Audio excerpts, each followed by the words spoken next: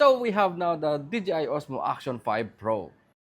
Hello guys, so today's vlog, I'm gonna give you top 5 reason why DJI Osmo Action 5 Pro outshine the predecessor DJI Osmo Action 4.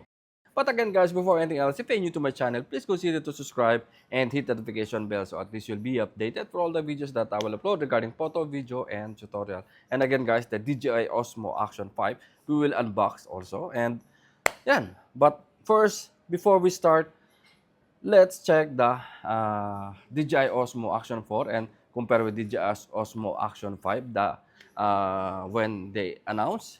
And yan. First, the DJI Osmo Action 4 announced last August 2 of 2023, while the DJI Osmo Action 5 Pro announced last September 19, 2024 only. So, again guys, before I give you the top 5 reason why the DJI Osmo Action 5 Pro is better than the predecessor Action 4. Let's unbox first, which is the DJI Osmo Action 5 Pro. We have here a single unit. Yan. So, this is the box. This is the, I think, accessories. You have manuals. Okay, I think it's accessories. This is the camera itself. And so, for the camera, let's do with the accessories. This is the standalone standard combo. So this is the standard combo only. You have the USB-C to USB-C, and you have the frame. Okay, you have the frame. You have a mount. So, and guys, this is the frame. This is the mount, and this is the DJI Action 5 itself. Yun. Yan, so this is the DJI Osmo Action 5. Okay, nothing else here. Yan, compare for DJI Osmo Action 4. So, let's try to put here. Sorry. Kalaglag pa. Yan. So, this is the Action 5 and this is the Action 4. Action 5 Pro. So, again guys, this is the top 5 reason why you will choose the DJI Osmo Action 5 than the DJI Osmo Action 4. So, first reason is the auto framing.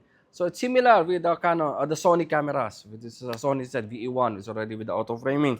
So, auto frames the video to follow a person. So, yeah, similar with the Sony ZV-E1 o 6700, A7C. Yan. Next, reason number 2, you have already built-in memory card or internal memory, which is 47 GB.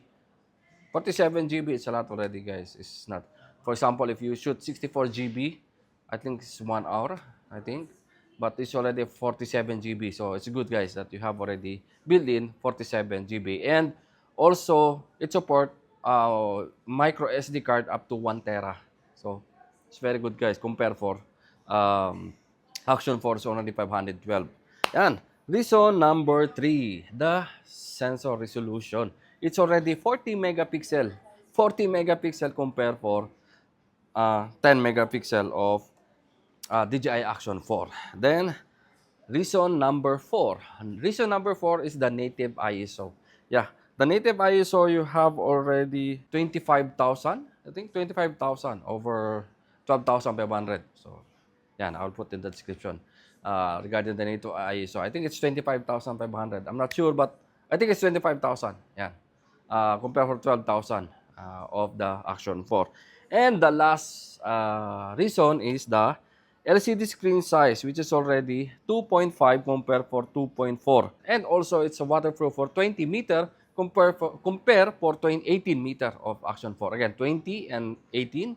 Again, 20 meters and 18 meters without the diving case. And also, you have a 2.5 screen versus 2.25 screen. So, it's like a 25 inches more. So, that's it, guys. That is top 5 reason why this Action 5 is more better than the Action 4.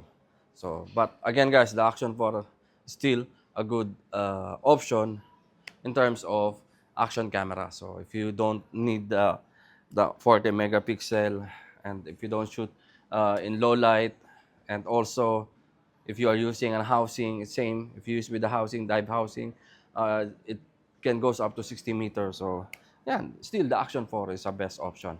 So I think that's it for today's vlog, guys. Again, if you want to check the price and availability of these two DJI Action camera, Action 4 and Action 5 Pro, you can visit to our website, www.abworld.com. So yan, hanggang dito na lang. Thank you and mabuhay.